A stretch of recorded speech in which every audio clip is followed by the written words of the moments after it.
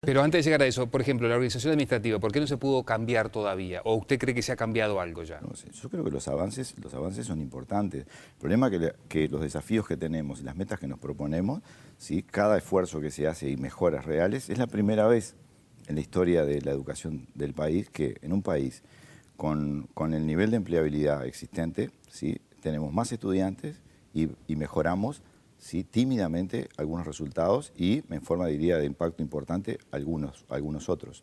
El problema es que no podemos ver tampoco, el sistema está compuesto por distintas partes y tenemos que analizar cada una por separado para ver dónde están los nudos que no nos han permitido avanzar tal vez lo esperado o tal vez el avance, la celeridad tiene que ser mayor en función de los desafíos que nos hemos propuesto. Ahora, pero perdóneme, profesor, pero el porcentaje de estudiantes que termina el ciclo secundario, por ejemplo, es el más bajo de la región. Sí, sí, sin lugar a dudas. Y yo creo que no existe argumentación para poder ocultar esa realidad. Lo que tenemos que ver es las concepciones de educación y los formatos y esos supuestos liderazgos generados, ¿cuánto revirtieron esa situación?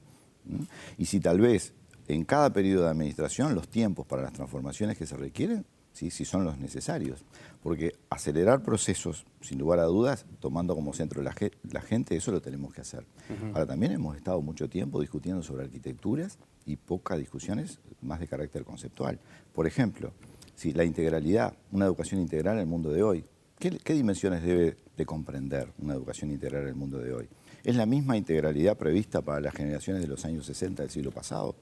Digo, esa discusión, ¿la estamos llevando adelante? La estamos llevando adelante. ¿La diversidad es un tema a considerar o acaso se ha confundido, ¿sí?, la uniformidad con la igualdad? Y de alguna manera se han dado pasos a lo largo de los años en los cuales buscando la igualdad lo que se generó es más diferencia.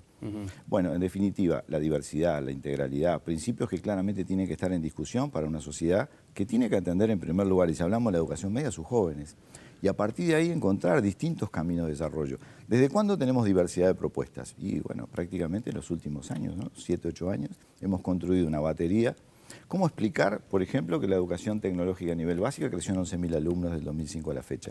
Si no explicarlo a través de un cambio conceptual respecto a la construcción de propuestas diversas, ¿sí? Y la acreditación también de créditos académicos acumulados a lo largo de trayectos truncos, digamos, por los jóvenes.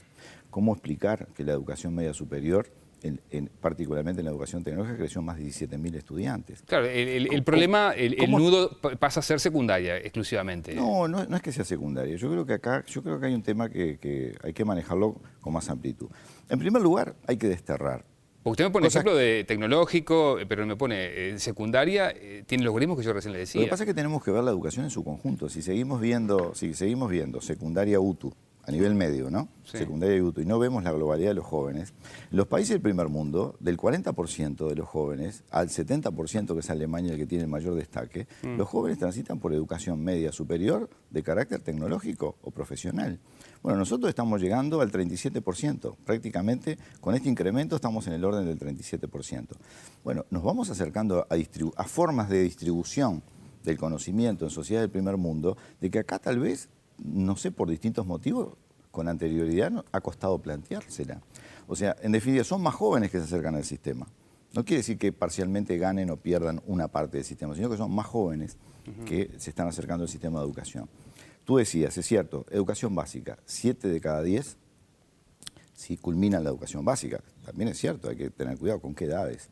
En las edades esperadas es la mitad, sí, un poquito más de la mitad. Es muy preocupante. En la educación media superior estamos tratando de llegar al 40% de egreso. ¿A qué edad? 22 años. Bueno, por supuesto, a 18, que es la edad, ¿cuál es el nivel de egreso? 30 y cuánto por ciento.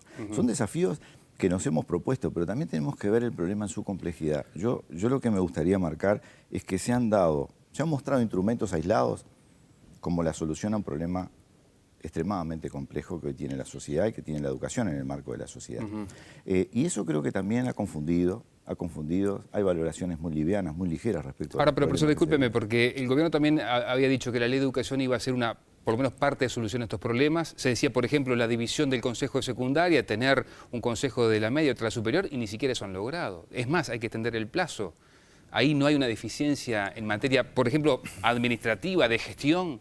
Bueno, en realidad, se puede ver de distintos ángulos. Si yo le voy a dar mi visión del problema. A ver. En realidad, es muy difícil avanzar en arquitectura institucional sin avanzar en concepciones.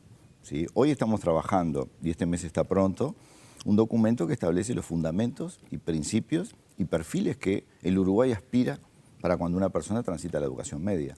¿Acaso no es ese el origen para luego iniciar un desafío de qué propuestas y qué organización, tanto administrativa, de gestión como del conocimiento, dan respuesta a esos fundamentos, principios y logran esos perfiles de egreso? ¿Con qué avanzamos más atendiendo a nuestros jóvenes? ¿Con estas discusiones o con una arquitectura en la cual si la organización del punto de vista administrativo se modifica, pero los conceptos, las discusiones y el análisis no están sobre la mesa? Porque en definitiva, tal vez hoy las mismas personas, con la misma disposición, con una mirada, una organización diferente de lo existente, tal vez podríamos tener ámbitos más amigables, mejores resultados, que el tránsito por la educación media sea también un elemento, ¿sí?, de disfrute, no simplemente un camino, ¿sí?, que nos lleva en forma propedéutica a niveles superiores de educación. Se trata de la vida de los jóvenes, se trata de consolidar en ellos distintos tipos de estructuras que lo van a hacer mejores ciudadanos, ¿sí?, donde elementos disciplinares están en juego, sin duda. El conocimiento es clave para mayores libertades, pero también formas de vida, actitudes. ¿Cuántos años hace, Alfredo, ¿sí?, que acá no había campamentos para jóvenes o salidas didácticas? Yo lo recuerdo, mi última salida en sexto año de escuela. Bueno, en definitiva, pasó algún tiempo, ¿verdad? Donde esto hoy está, de alguna manera, esto no es educación, no es incremento de las oportunidades, no es igualar las posibilidades por parte del Estado a un conjunto muy importante de niños, un conjunto muy importante de jóvenes. ¿Cuántas actividades se han desarrollado de extensión de distinto tipo? ¿Cuántos trabajos en base a proyectos se vienen desarrollando y vienen nuestros gurises representándonos en distintos lugares del mundo y con resultados realmente fantásticos? Digo, ¿cuántos? ¿Cuánto se sabe y cuánto se comunica acerca de eso? Yo creo que tenemos problemas que asumir, tenemos problemas y tenemos que seguir en disponibilidad desde el punto de vista de infraestructura para mejorar las condiciones. Tenemos problemas desde el punto de vista de gestión y tenemos que seguir trabajando y modificando los roles, los perfiles también de distintos actores que hoy tiene el sistema y que respondían tal vez a un modelo de educación que hoy, de alguna manera, no permitían promover liderazgos de los docentes en los territorios. Por ejemplo, modificar los roles de quién, de los directores, por ejemplo. Directores e inspectores, por ejemplo. Ajá. Para ser bien concreto, ¿no? Digamos, ¿cuánto se ha promovido el liderazgo de profesores, de maestros, de docentes en los territorios? ¿Cuántas corrientes de pensamiento respecto a la educación hoy vibran y se comunican a lo largo y ancho del país? Estos mandos medios, ¿qué espacio realmente han construido, ¿sí?, para que esas cosas ocurran? ¿Cuánto han promovido el trabajo colaborativo? ¿Cuánto han promovido la horizontalidad entre docentes y estudiantes? ¿Cuántos nuevas posibilidades que hoy tenemos a través inclusive de la propia organización del conocimiento? Cuando me refiero a esto, me refiero a la tecnología, no solo como medio, sino como una nueva forma de organización del conocimiento. ¿Cuánto se ha promovido desde esos lugares? ¿Cuánto se ha escuchado las propuestas de tantos y tantos rincones del país? Mire, yo he tenido la posibilidad de estar, ¿sí?, en más de una oportunidad en una serie de lugares, fundamentalmente en el interior del país, y escuchar propuestas de docentes que son absolutamente fantásticas, que una vez que son escuchadas y una vez que son atendidas, la forma de cómo se involucran en el problema y aportan para la mejora de las situaciones que creen que deben de modificarse y mejorar, han sido realmente espléndidas. Profesor, le quiero preguntar por algo muy puntual, muy concreto que ha pasado en las últimas horas. La justicia ha obligado a la ANEP a responder un pedido que hizo el diario del País a propósito de la información, otorgar los resultados del liceo centro por centro. ¿Se va a apelar? ¿Se va a dar esa información? En definitiva, es un elemento que yo creo que la sociedad toda debe discutirlo, ¿no? Está muy bien, digo, hay una decisión, hay una apelación, sí, para el día miércoles y bueno, luego veremos los resultados. Entonces, ¿qué se va a apelar? En definitiva, sí, se va a apelar porque hay toda una cultura y una construcción. ¿Pero y por qué no se quiere esa información? Porque, profesor, yo tengo un hijo, las personas que pueden estar ahí tienen su hijo y tal vez quieren saber, bueno, a ver, acá este liceo tiene determinados valores, este otro... Yo quiero mandar a mi hijo a donde mejor le enseñan. ¿Por qué está mal esa información? En definitiva acá no es que se esté ocultando información. Bueno, no es lo mismo hacer un uso responsable de la información que ocultar información.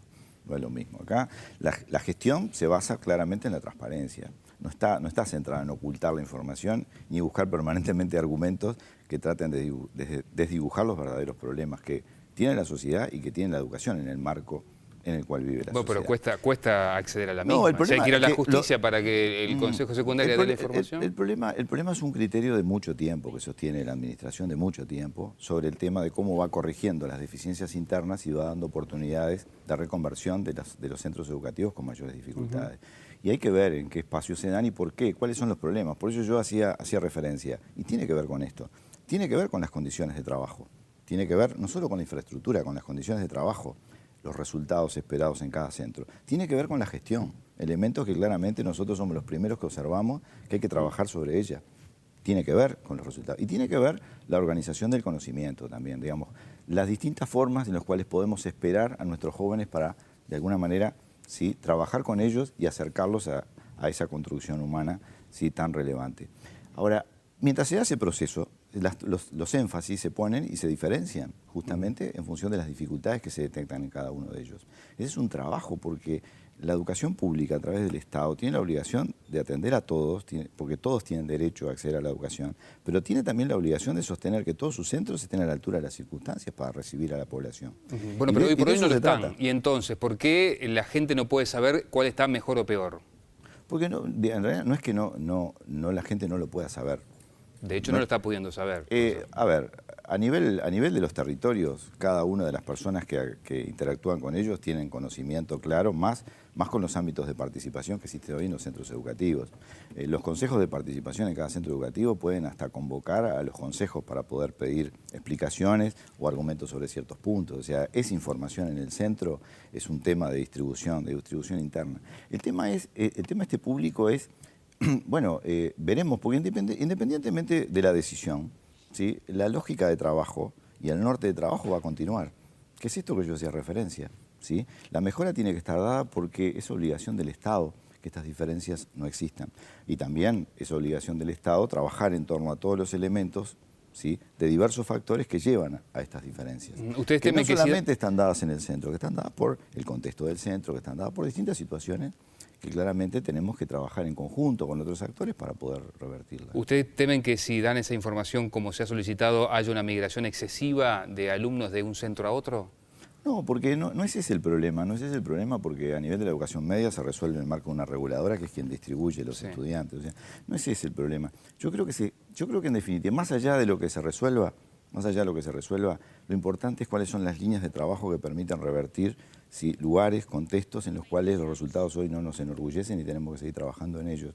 No se trata de ocultar información, no se trata insisto, de encontrar argumentos que traten de justificar situaciones sobre las cuales hay que abordarlas y hay que transformarlas. Se trata simplemente de muchas veces el uso, ¿no? El uso y los cuidados que hay que tener para seguir trabajando en la construcción de confianza. Bien, le hago la última, profesor. Hace un tiempo la senadora Topolansky decía que el CODICEN debería desaparecer porque en definitiva hay una demasiada concentración, enlentece las resoluciones. Usted ya hace algunos meses, varios que está allí al frente de la ANEP del CODICEN, ¿cree algo parecido? En realidad, con el consejero Landoni, la semana pasada cumplimos un año en este lugar. Bueno, sí, o sea, a ver... Toda la organización que se requiere del conocimiento y de los centros lleva a un trabajo colaborativo, una horizontalidad, algo que no está claramente en sintonía con la estructura para la cual fue construida y modelo del cual tenemos que trabajar para revertir. Porque esa estructura no solamente es el CODICEN, es una estructura piramidal donde hoy la organización de los lugares de construcción de conocimiento y los lugares de aprendizaje tienen una horizontalidad tal que justamente, por eso insistimos en el cambio de perfil de los mandos medios. Respondiendo a un modelo, actúan de cierta forma. Respondiendo a otro modelo, bueno, los perfiles tienen que ajustarse. Ahora, yo creo que sí, yo creo que la excesiva centralidad ha enlentecido procesos y ha tenido muy baja escucha de planteos de los territorios para poder abordar situaciones, no solamente problemas, sino propuestas que están en la mejora de calidad. Yo creo que sí, yo creo que en ese sentido hay que seguir trabajando. La participación es muy importante, la escucha es muy importante. La centralidad en el tiempo yo creo que ha construido una lógica que hoy se da de cara con la forma de organización que tiene que tener un sistema de educación. Presidente, gracias por acompañarnos. A las órdenes. Amigos, hacemos la primera pausa, tras la misma tenemos más Entre Líneas aquí para ustedes. Enseguida venimos.